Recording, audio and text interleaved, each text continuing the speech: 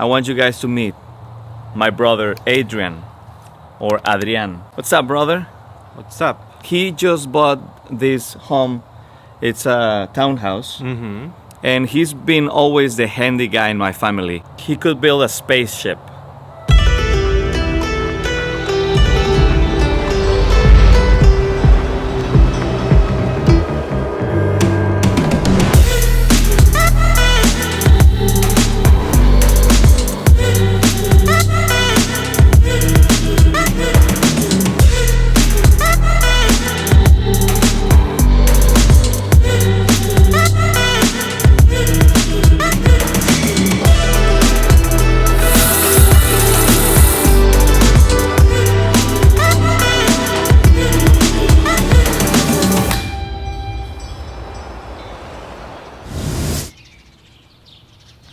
So we're back from my brother's house, and when I was filming that B-roll section that you just watched, I had the idea, why don't I show you guys some tricks on how to film something like that.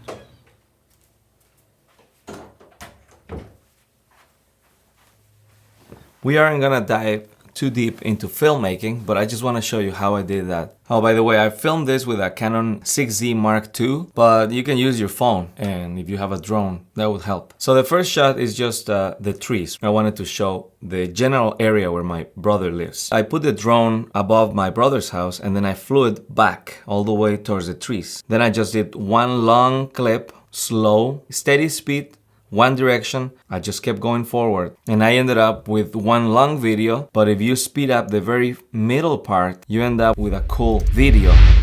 This is a sound that I added to it to make it even more dramatic. After that, I added a little clip of the house going side to side. That always shows the 3 dimensions of a house. This is my favorite clip. It appears like it's just one shot, as if you enter the house through the wall, and that's achieved by flying the drone slowly towards the house. And then another clip with my camera in my hands, I fall forward. I can demonstrate how I do that. Let's pretend this is a camera. You lift one foot and fall forward like this, or backwards.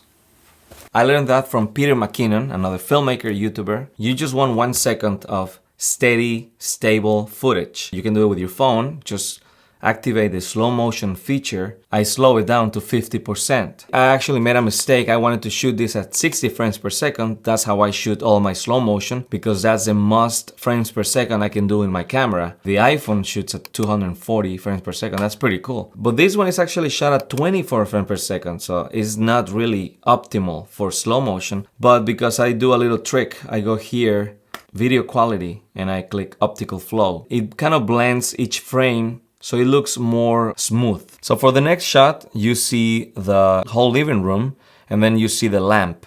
And I did this on purpose because the lamp will fill the frame, and it will allow me to reposition the camera, film something else, but also going through the lamp. Both clips are cut in the same part where the lamp was filling the frame. It looks like just one clip. It's kind of a cool effect. In this one, I'm going back, capture 1 second of slow motion footage, and then the next one is the same thing but with a wider shot. First one at 35, the next one at 16 millimeters. And then the next shot is my brother opening that cool table. I use different speeds, as you can see here. 50%, 800%. Basically, the way I do this is I hold Shift and B, and that makes a split where I want a new speed. Most of the shots I'm just holding the camera and falling back or forward, or just holding it and going side or spinning it. Then for this next part, this is really cool. What I did is I placed my camera on top of my face mask, and then I just slid the mask and the camera. And then the next clip is going also with a right motion. This shot has a circular movement, so I connected it with another shot doing circular movement. Some of these shots I plan, some other ones I just capture in certain motion, and then later I find the ones that have the similar motion. Yeah, I use a lot of the stabilization here. It doesn't always work, but if your shot is kind of stable already, it will do a good job. In this shot, my brother is looking at the tile, and I like to have different angles, so it's not so boring. I wanted to capture the fan like that, and since it's going in circles, I asked my brother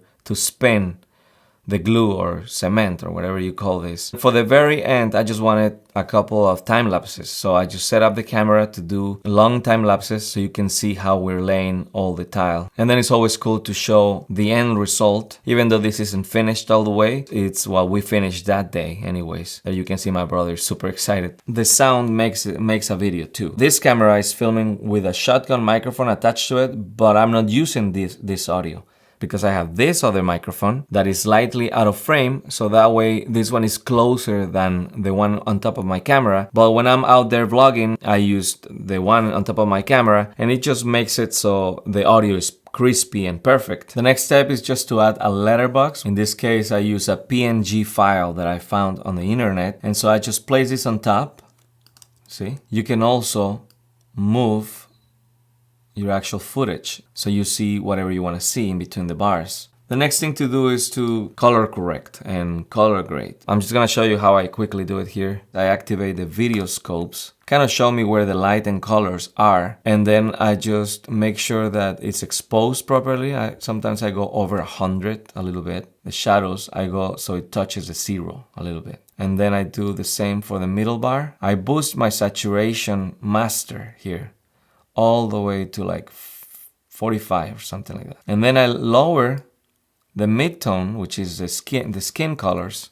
I lower that about the same. But because I'm using a special filter on my camera, it's called the ND filter, like sunglasses for the camera, because it was too sunny outside, so I need to use them. Unless I'm filming at sunset or at dawn, then you don't need to use it. It has a little color cast, and it's usually green. So I go to color right here, and I click the green, and I just lower it. You see the difference? And that already looks nicer. And before I continue, I gotta switch my battery in my camera because it's about to turn off. Alright, the next step is the color grade. Click on color board right here. I bring it over, and so that adds another color board. See, because the other one is the one where we did the color correction. I just take the highlights right here and add a little teal to it.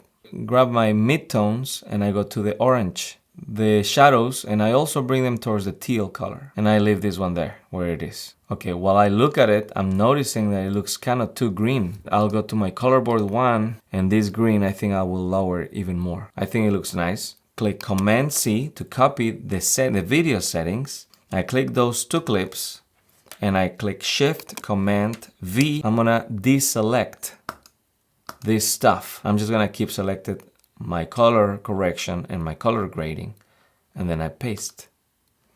So now these other clips look the same as the first one. It's kind of a similar process for the rest of the footage, and that's pretty much how I edit my videos. I gotta go because I gotta turn the AC back on. I guess that's another tip. If you're gonna be filming something, you have to get rid of all the noises, so I turn off the AC and the pool pump just so you can hear my voice like this. Take care, guys. I'll see you soon. Be good. Be safe. Bye-bye.